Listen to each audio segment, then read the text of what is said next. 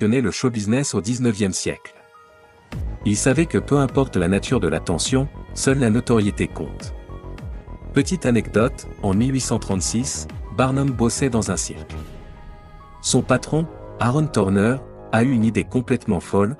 Il a répandu une rumeur disant que Barnum était en fait le révérend Avery, un meurtrier en cavale. Résultat. Une foule en colère voulait lyncher Barnum. Mais pour prouver son innocence, il les a invités au cirque.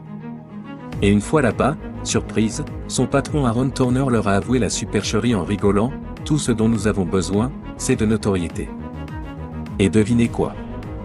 Le cirque a fait sale comble. Barnum en a tiré une leçon essentielle. Les gens sont fascinés par le scandale, par l'insolite, par le mystère. Les stratégies de Barnum. Transformer la curiosité en business. 1. L'effet de groupe. Un jour, Barnum engage un mendiant pour déplacer 5 briques d'un endroit à l'autre dans la rue, encore et encore. Bizarre, non? Les passants s'arrêtent, intrigués. La foule grossit. Effet de masse.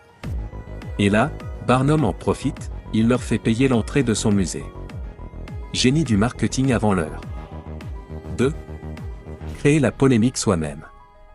Quand il a présenté Joyce, une vieille femme prétendument âgée de 161 ans, ex-nourrice de George Washington, tout le monde voulait la voir. Mais quand l'intérêt a commencé à baisser, il a diffusé une rumeur disant que c'était en réalité un automate. Boum, les gens reviennent en masse pour vérifier. 3. Jouer sur le faux et le vrai. Il achète un faux squelette de sirène, un mix entre un poisson et un singe, et annonce que la véritable sirène des Fidji a été capturée. Les journaux s'emballent, le débat s'installe, et le public afflue. 4. Exploiter le phénomène de masse.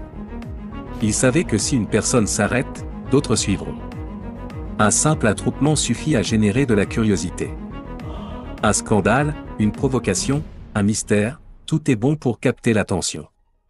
Mata Hari, le pouvoir du mystère. Parlons maintenant d'une autre experte en manipulation de l'attention, Mata Hari. En 1905, tout Paris parlait d'elle.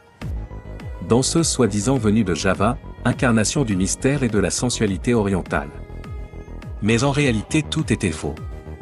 Elle était Margaret Hazel, une femme néerlandaise qui s'est inventé une histoire exotique pour captiver